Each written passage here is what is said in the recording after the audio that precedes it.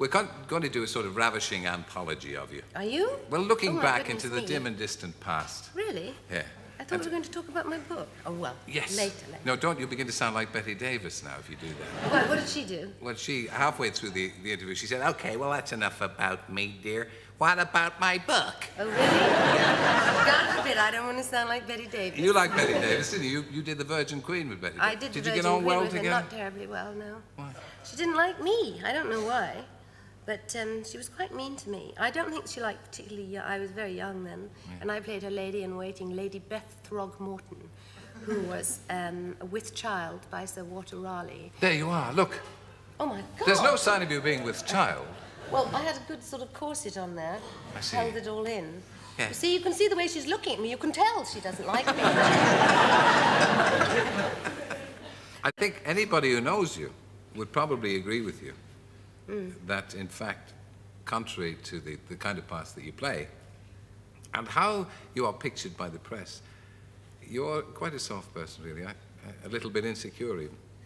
Well, I think all actors are dreadfully insecure. I mean, that's something that's the reason we're actors in the first place.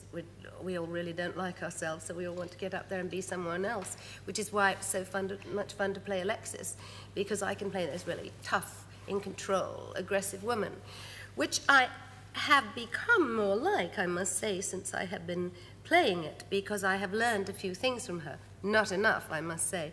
I mean, she's not a person I would like to be, but she has certain qualities that I appreciate and that I think are quite admirable, really. I mean, the way she looks after her finances, the way she looks after her empire, the way she is absolutely single-mindedly goes after anything that she wants and will get it.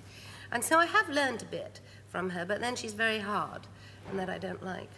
No, she's not really that vulnerable. I mean, I try to bring some vulnerability to her, but they're not. I mean, they're always wanting me to do things like put a cigarette out in an egg, in a fried egg, or kind of grind a cigarette out into my sable that's on the floor. I said, I'm not going to do this, guys. I mean, I'm not going to do it. You know, this is a 20,000-pound sable. You want me to grind this cigarette out into it? They say, oh, no, it'll be just a piece of fake when we do that, not into the 20,000-pound sable. But they do like to try and pile on the... how shall I say this? The arrogance. Over-the-top bit, yes. The arrogance. Yes, the arrogance. You're not arrogant at all yourself.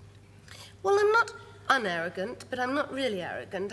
I'm confident, but not arrogant, I don't Success obviously helps to make you more confident. Yes, but I think that it wasn't really success. I think that success comes to you because of what you have.